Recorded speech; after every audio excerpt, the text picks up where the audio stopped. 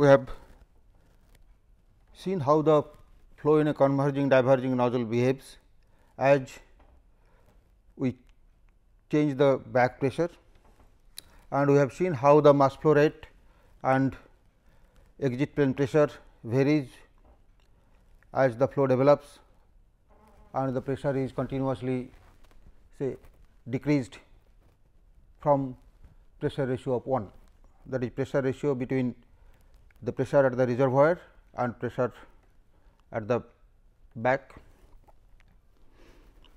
We will also another very important parameter that also needs some attention is the pressure at the throat.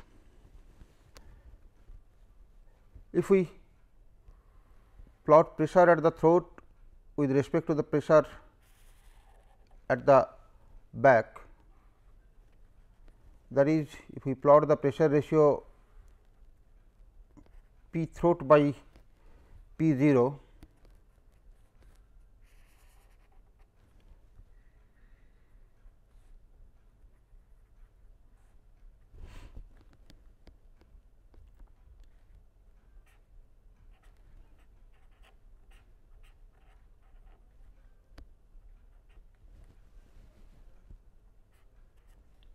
P throat by P 0 we have seen that when the back pressure is same as the total pressure, that is P b by P 0 1, then there is no flow and pressure everywhere is the same, and P t by P 0 is also 1.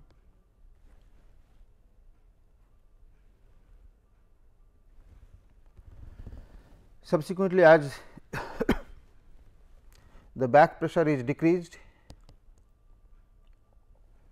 so is the throat pressure, and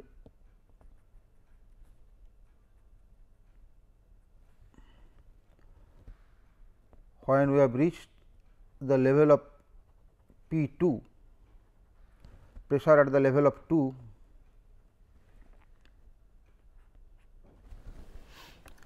when the throat become choked or the nozzle become choked, subsequent reduction in back pressure does not affect the pressure at the throat, and pressure at the throat then remain constant at this level only.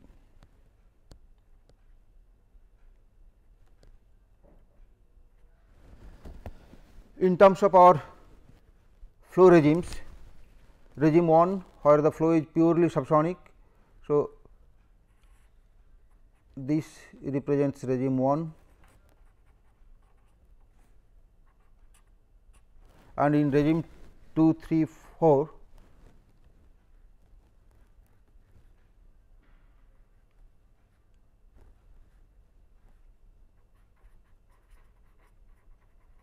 regimes 2, 3 and 4, the pressure at the throat remain constant at the critical pressure, that is sonic pressure ratio.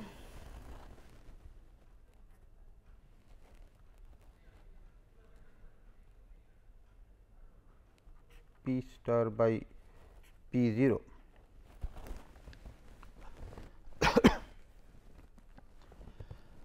That is when the flow in the nozzle is choked, pressure at the throat no longer changes with the back pressure, it remains constant at the isentropic sonic pressure corresponding to this flow problem. Now, we have also seen that for subsonic flow there are infinite number of solution, but for supersonic flow there is only one fully isentropic solution, and that is because in a supersonic flow the pressure ratio depends solely on the area ratio.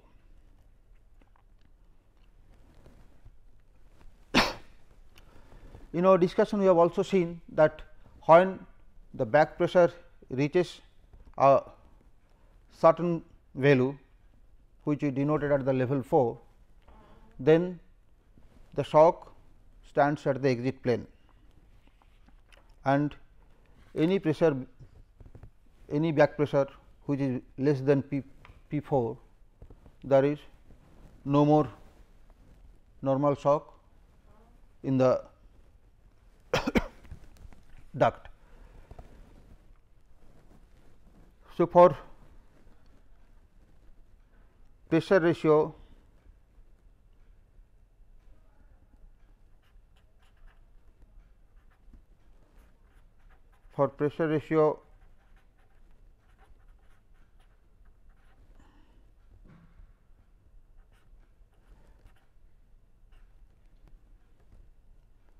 where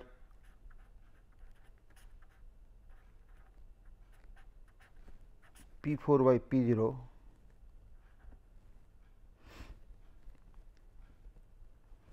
flow in the nozzle is not affected by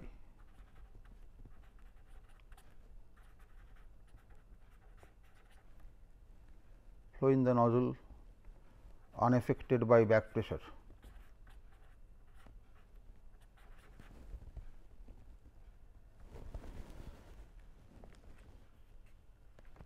And this is used to design a supersonic wind tunnel. So, this Laffel nozzle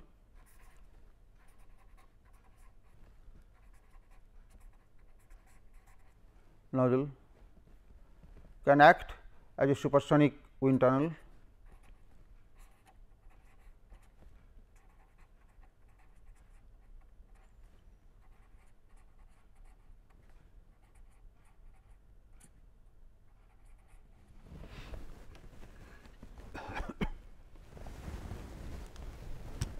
if the back pressure is say set at P 4 or the pressure ratio as P 0 by P 4, then we have seen that a shock stands at the exit. Now, this exit plane we can elongate by a uniform duct and use that as a test section. In that case, the shock will be at the end of that test section, if any. Of course, any pressure value, any back pressure value of less than P 4, again an isentropic flow in the duct is available and that can be used as a wind tunnel. However, since this P 4 by P 0, which happens to be the largest of these pressure level, or in terms of P 0 by P 4, which is the minimum pressure ratio. So, that is minimum pressure ratio of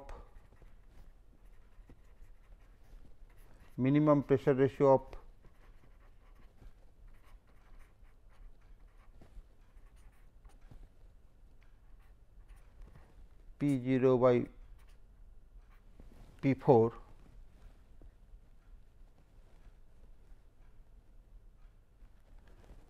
to have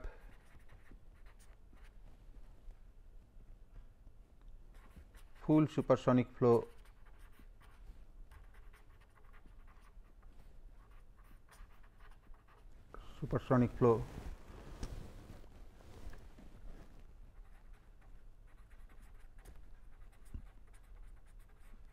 in the nozzle, and then exit plane can be elongated by a uniform duct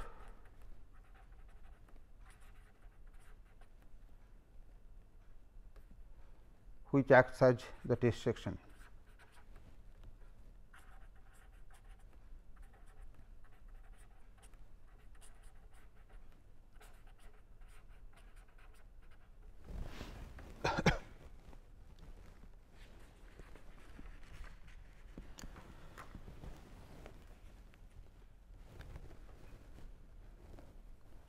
Now, a fully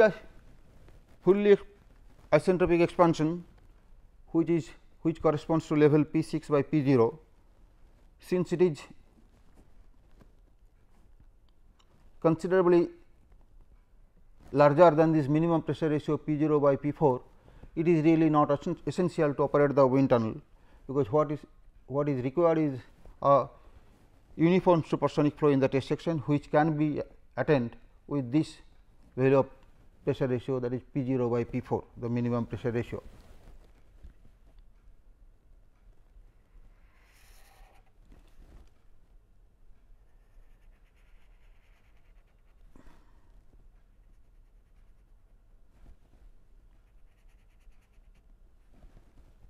So, this now becomes the test section,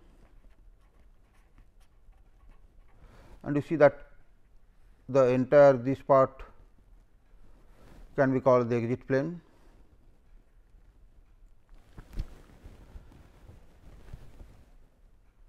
This is the throat.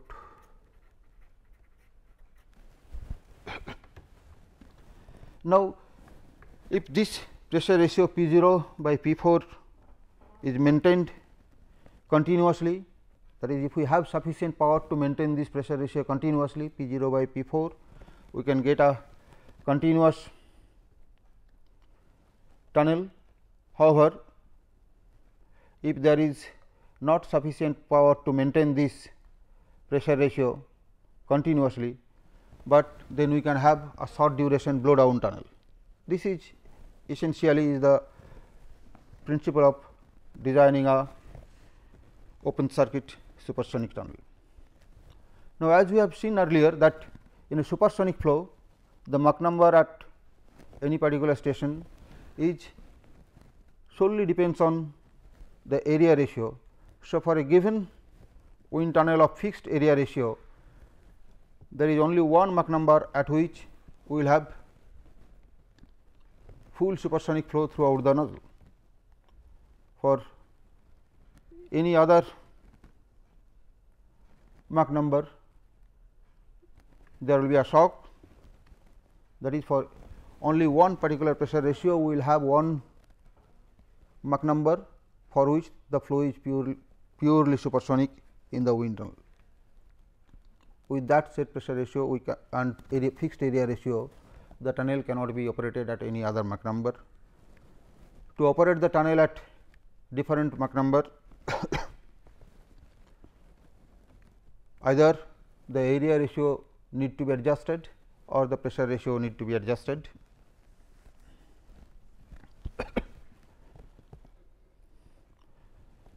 And now, see that if this supersonic wind tunnel exits directly into the atmosphere, or then there is a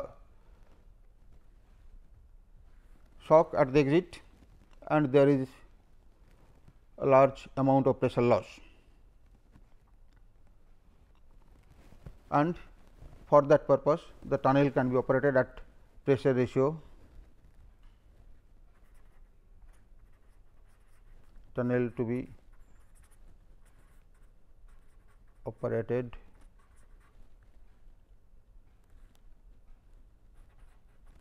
at the pressure ratio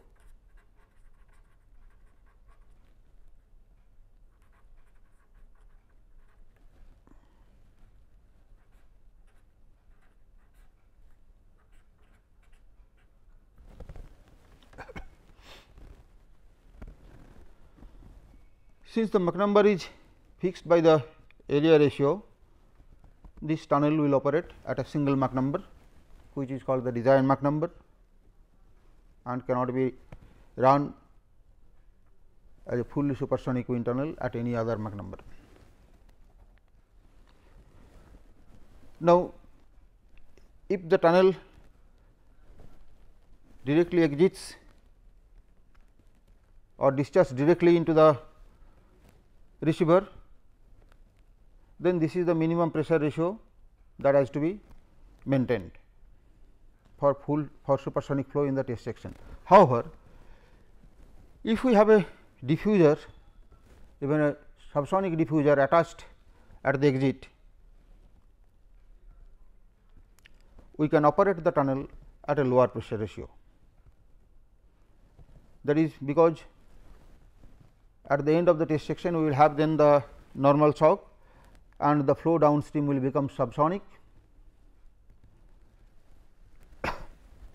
and that subsonic flow can theoretically be decelerated isentropically to a stagnation pressure which downstream of the shock. So, if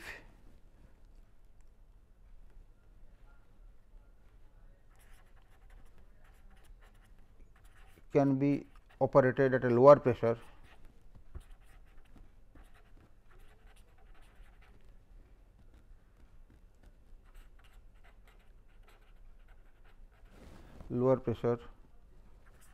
if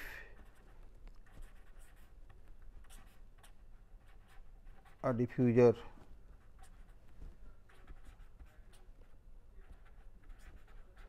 attached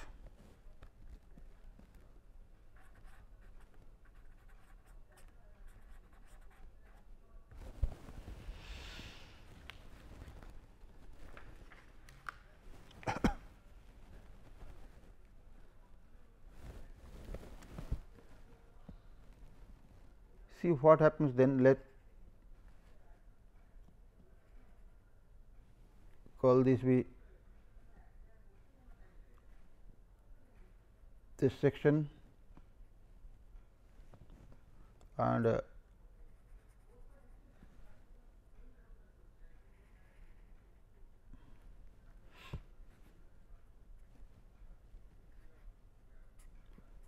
test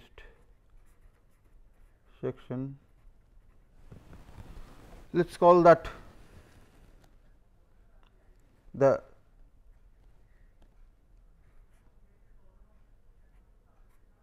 Mach number in the test section is MT, pressure this, and let us say the total pressure is this. If you remember, these are basically the same exit Mach number, exit plane pressure and exit total pressure that we have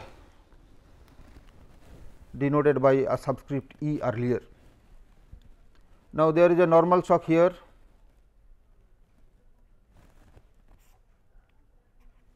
a normal shock,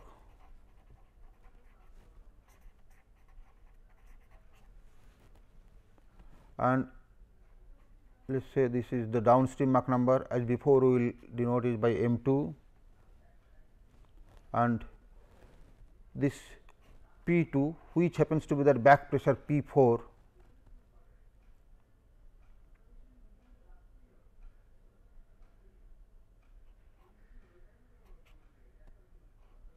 or to avoid, let us say we denote it and P 0 B. Then the flow in this diffuser is subsonic, and theoretically we can decelerate this subsonic flow isentropically to the stagnation pressure P 0 B.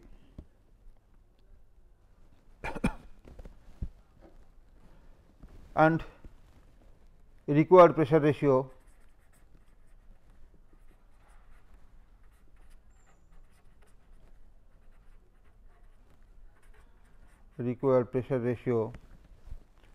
then the stagnation pressure ratio across a normal shock. A required pressure ratio will denote it by psi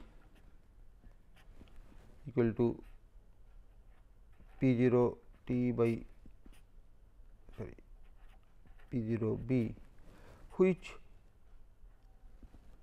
we have derived earlier to be 1 plus 2 gamma by gamma plus 1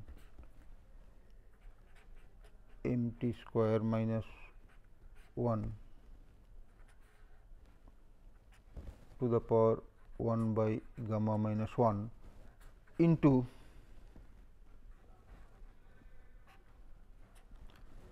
gamma minus 1 m t square by m t square plus 2 by gamma plus 1 m t square to the power gamma by gamma minus 1.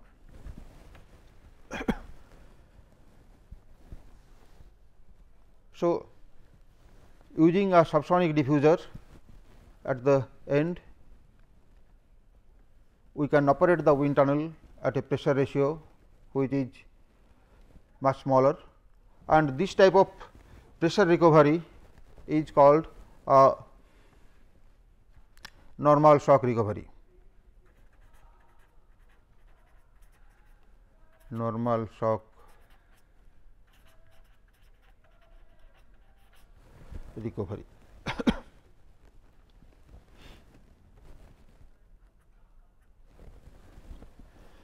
However, this is an ideal pressure recovery, as it is quite clear that in our analysis we have used a very simplified model, that is an one dimensional envisaged flow, while the presence in actual case the presence of viscosity and the effect of three dimensionality will change this ideal flow into a much more complex flow field, and consequently this idealistic simplified approach gives us a value which are qualitative and approximate. However, this pressure ratio, this normal shock recovery, ideal normal shock recovery is practically not achievable. However, this gives a reference at how much pressure recovery we can have and what are the expected range of pressure ratio in which we can operate for a particular Mach number. Actually, what happens that due to the presence of viscous boundary layers, there will be interaction of between shock waves, and due to three dimensionality the shocks will not be purely normal.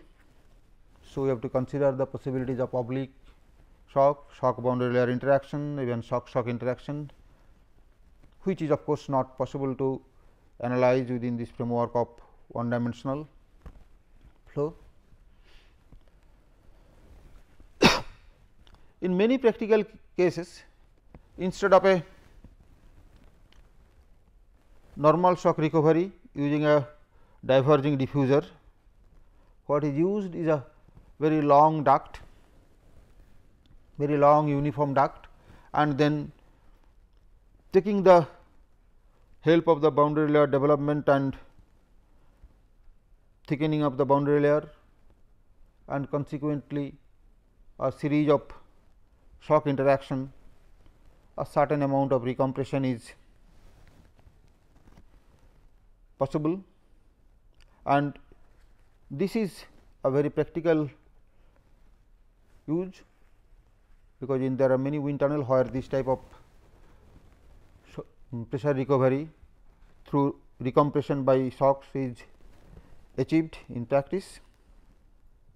And even though this recovery through this shock interaction, which in essence is a basically dissipative process, however, in supersonic flow this gives a quite good recovery, and it is quite easily achieved.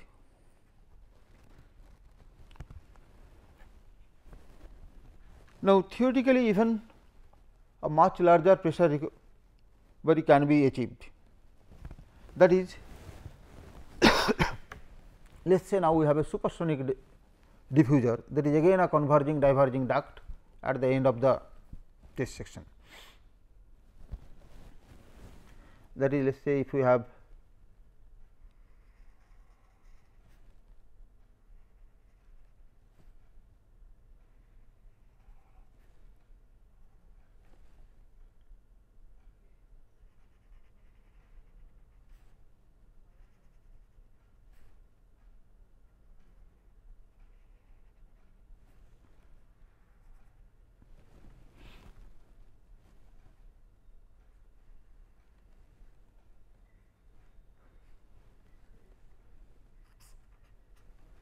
so this is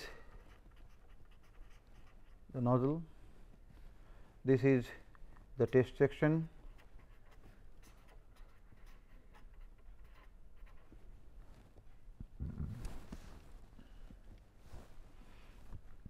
and this converging diverging duct now acts as diffuser.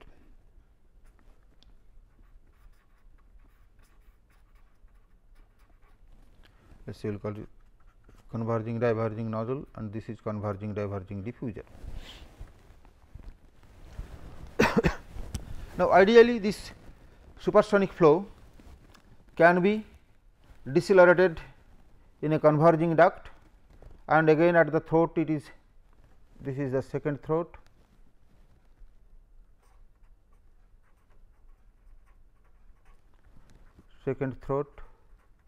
and this is of course the first throat.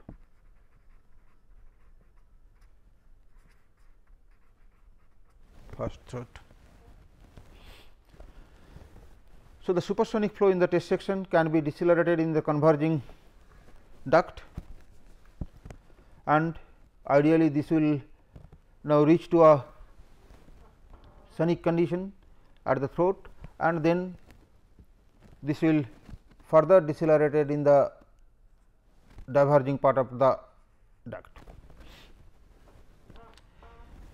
Since the flow is adiabatic or isentropic everywhere, ideally the second throat should have the same area as the first throat. So, if we call it 82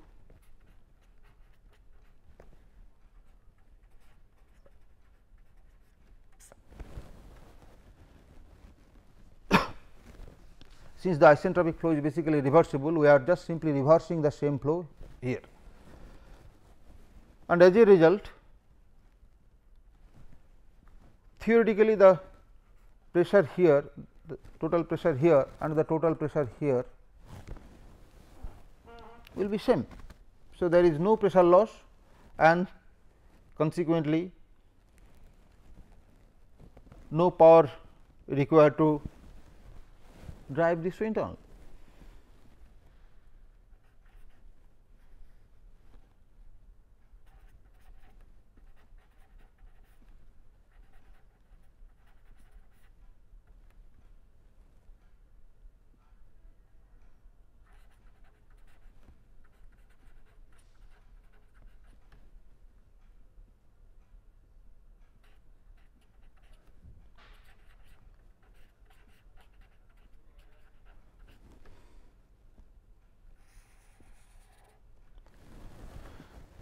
So, ideally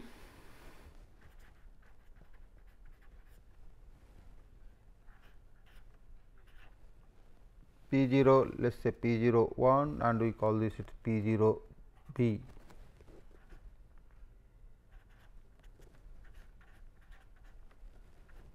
No pressure loss,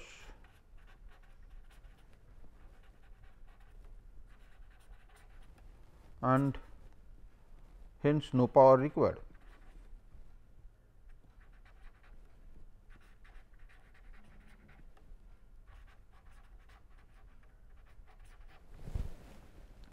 And hence no power required to operate this tunnel. This of course sounds absurd, that how that can happen. Of course, in a real case there will be always some pressure loss because of the viscous action and other dissipative mechanism. However, in this ideal case also you see that this tunnel, what it shows that it does not need a power to operate it, but obviously it must need some power to start. Now, the starting process of a wind tunnel with second throat is quite complex. Essentially, the same thing happens for other CD diffuser also. However, now let us concentrate with this. What happens to start this tunnel? We must create some pressure difference and hence use some power, but essentially the flow at the beginning will not be at the Mach number for which the tunnel is designed. Essentially initially a subsonic flow will develop and which will then reach to a supersonic case, and as the flow develops, the first supersonic flow that will develop in the test section will be some or in the tunnel is which belongs to regime 2, that there will be a normal shock in the diffuser or sorry in the diverging part of the nozzle. Now, once a normal shock develops, that is when the pressure ratio is less than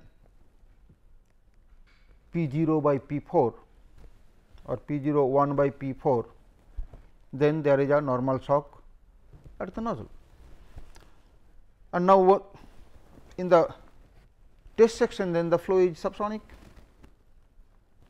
and as you know that if the flow is subsonic, that will not decelerate here, but it will try to accelerate, and consequently this when the shock is formed in the diverging part of the first nozzle, then the same mass flow that enters through the first nozzle cannot pass through this second converging diverging duct or the diffuser. Now, to pass that same amount of mass flow through the diffuser, what is required is that the area of the second throat must be larger.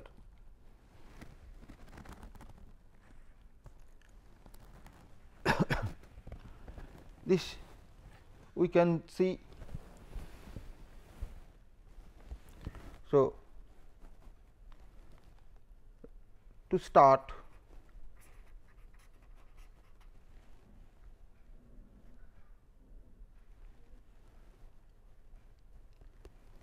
for accommodating same amount of mass flow,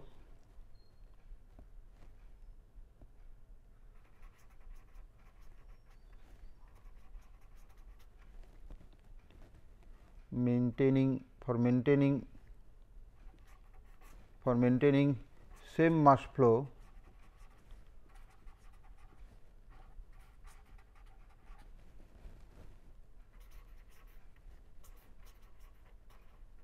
diffuser throat area, which will let us call it A 2 T throat, must be larger than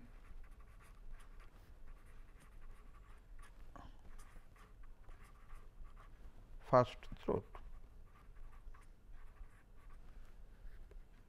that is A 1 T.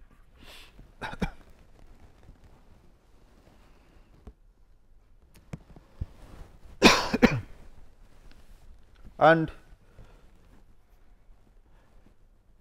this area ratio, this happens as you have mentioned, that because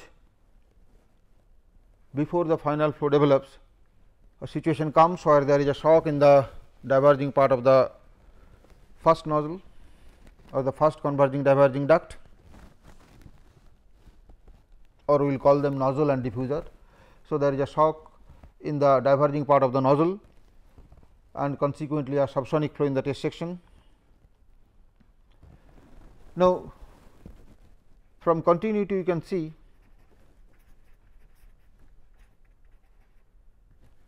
from continuity equation we can see that for the same mass flow rho 1 at the throat, u 1 at the throat and a 1 t is rho 2 t, u 2 t and a 2 t.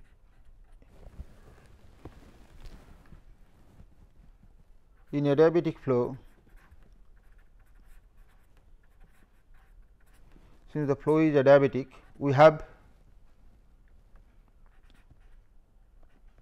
u 1 t equal to a 1 star and a 1 star equal to a 2 star, that equal to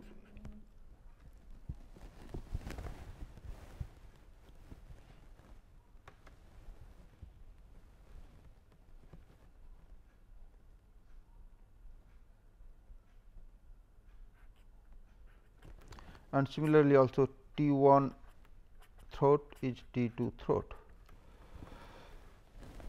So, this then comes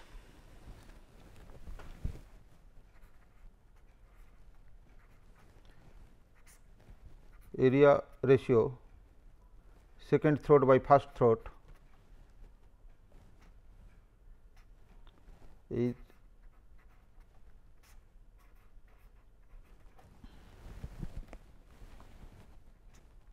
and these are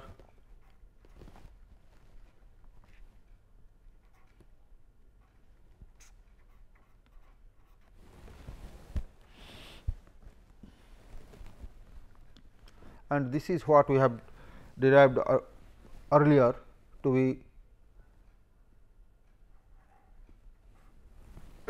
that pressure ratio.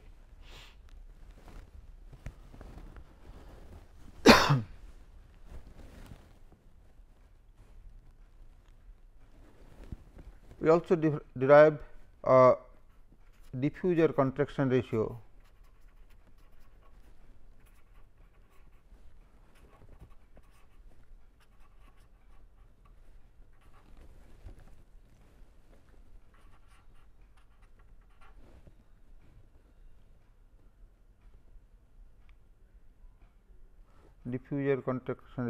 phi to be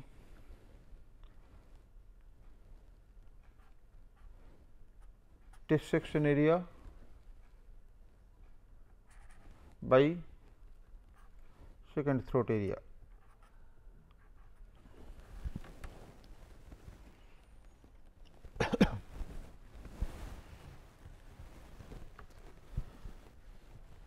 So, you see this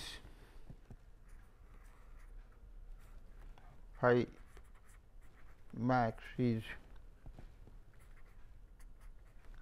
a t by a 2 t, that equal to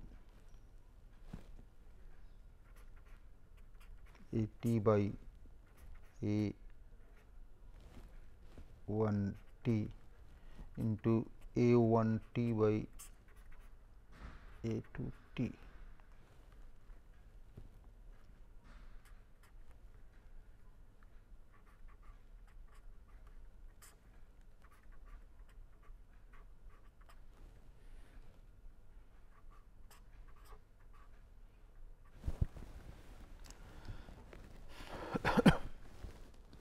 And we have already seen that this pressure ratio psi is just a function of Mach number, and also earlier we have seen that the area ratio is just a function of Mach number. So, this is simply a function of Mach number. This is simply a function of Mach number in the test section Mach number.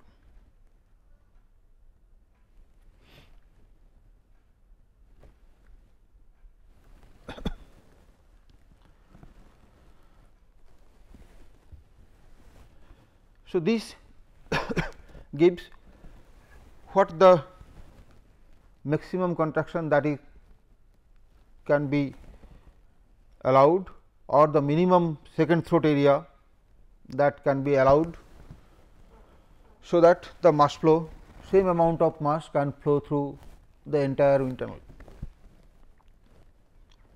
If the second throat area is less than what is required from this relation, then the mass flow that comes to the test section cannot pass through the diffuser, and obviously there will be a forward motion of the flow, and obviously a unsteady unstable flow will be there in the test section to start with. So, to start, this second throat must have area larger than what is, or at least equal to what is given by this contraction ratio. Now, when this larger second throat area is provided, then the shock jumps from the test section to the downstream side of the diffuser throat. That is, shock then jumps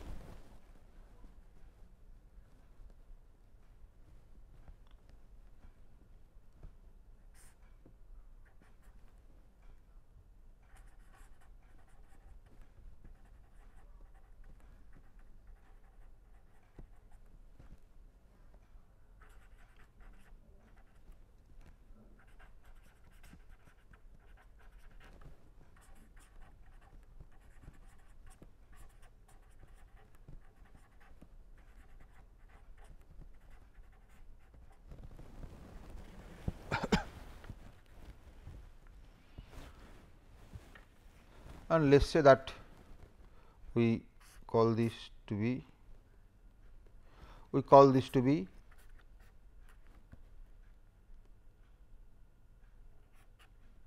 A 2 T minimum.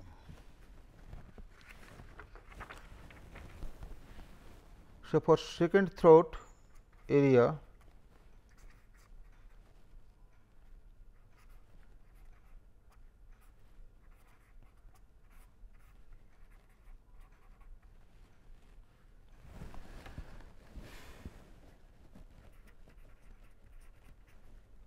shock jumps from the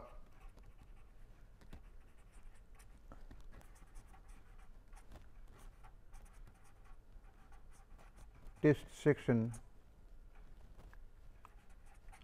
to downstream of diffuser throat.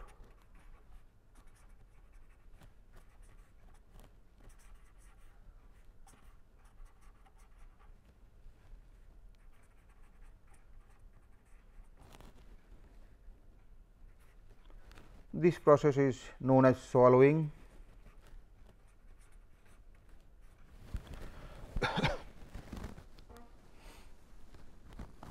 Swallowing of shock. That means, the diffuser has now swallowed this shock from the test section. Now, the flow in the test section is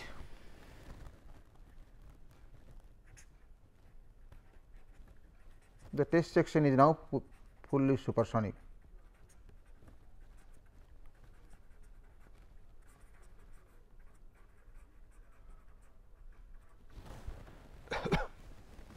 However, part of the diffuser is also now supersonic. That is, in essence, what we have done is that we have shifted the shock from the test section to the diffuser, and the loss of pressure still remains. So, what now can be done is that once the test section flow has become fully supersonic and the shock has been swallowed to the downstream of the test section, now the second throat area can gradually be decreased, so that the shock is now pushed from the diverging part of the diffuser towards the throat, and also simultaneously become weaker. So,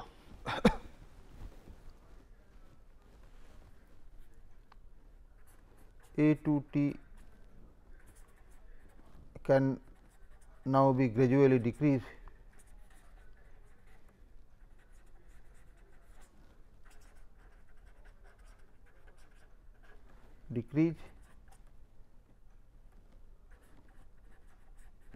to push the shock towards second throat. And ideally, when the second throat and first throat area will now become equal, the shock will become extremely weak and a Mach wave at the throat. However, this is a purely ideal condition, and actually that reduction of A2T from the minimum value to that equal to A1T is not achievable. However, some contraction can be achieved. Now, this type of starting difficulties or unstarting problem occurs in all supersonic diffuser. That is again because a supersonic duct operates at a certain only at a certain Mach number and not at any other Mach number. This problem comes. It is this diffuser may be a pressure recovery diffuser in a wind tunnel, or might be the intake of an gas turbine engine, and this process of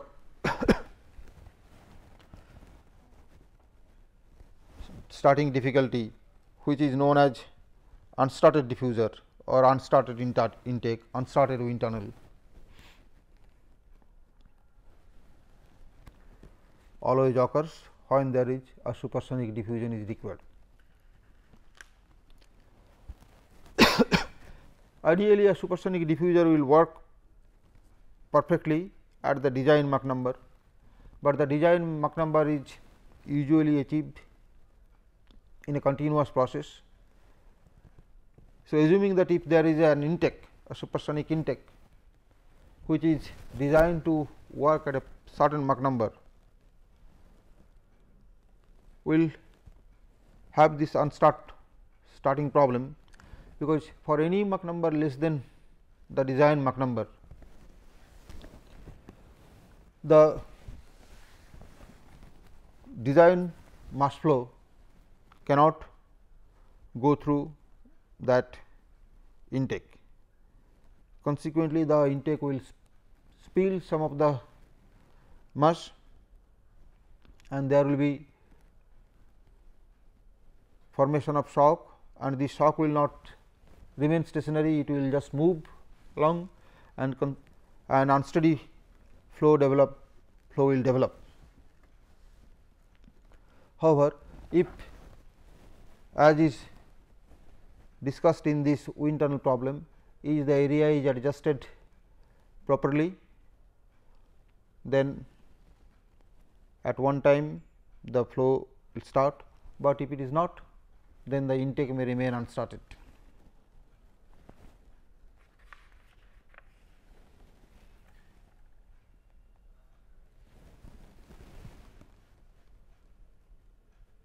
So, this starting problems may occur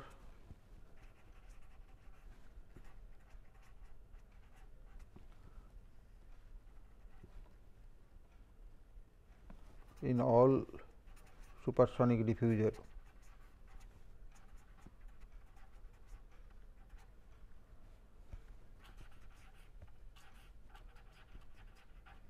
Supersonic diffuser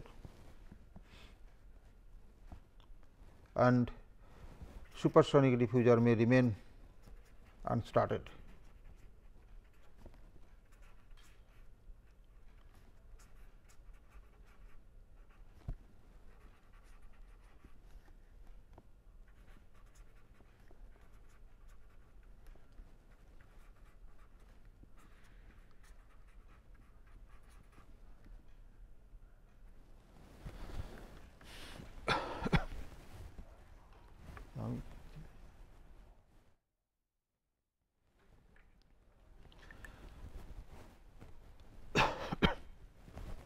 So, we have discussed about flow through converging and converging diverging nozzle.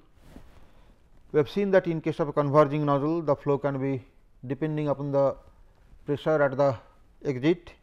The flow can belong to two regimes. In the first regime, the Mach number at the exit is less than 1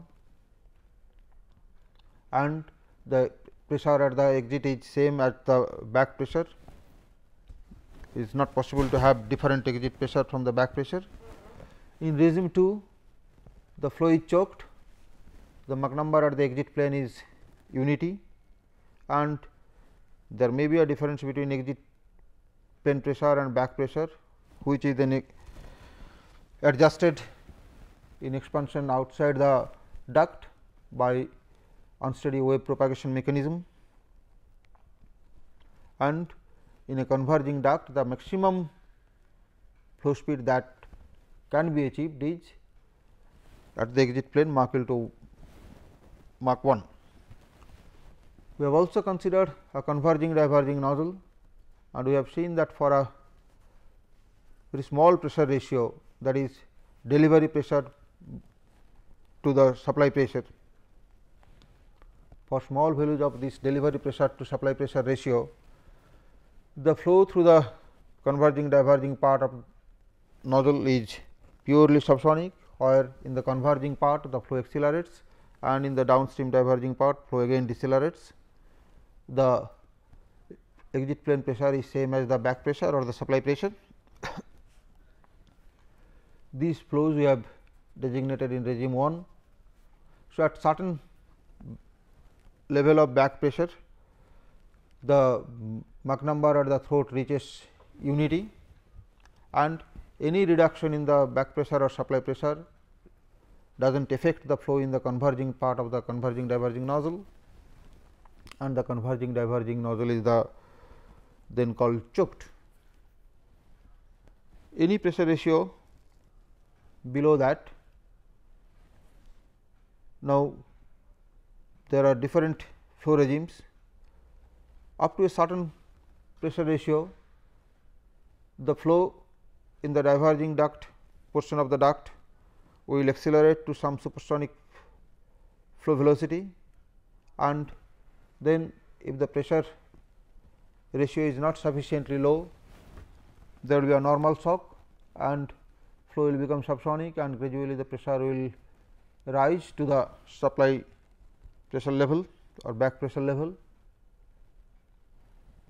As the back pressure decreases, a situation comes when this normal shock stands at the exit plane, and any further reduction in the back pressure, the flow in the duct is not affected. The flow in the duct remain as it is, however, at the exit plane and the shock that changes. So, when it reaches to the design value or fully isentropic or fully expanded supersonic nozzle case, there is no shock anywhere either within the nozzle or at the exit plane or even outside, which is called fully expanded flow, which in our discussion we denoted by pressure level 6 P 6. And if the back pressure is anywhere between the pressure corresponding to the shock at the exit plane and a fully expanded flow, the nozzle is called then over expanded, and the further compression takes place in the jet outside the nozzle, which is initiated by oblique shock from the lip of the nozzle. If the back pressure is less than the fully designed level of pressure, then the nozzle is called under expanded nozzle, and in that case expansion takes place in the nozzle and through series of expansion fan and their interaction which originates from the lips. We have also discussed that this Laval nozzle can be operated as a supersonic wave tunnel and we have discussed the operating principles of a open circuit supersonic wind tunnel, for which the pressure ratio, maximum pressure ratio that can be used is corresponding to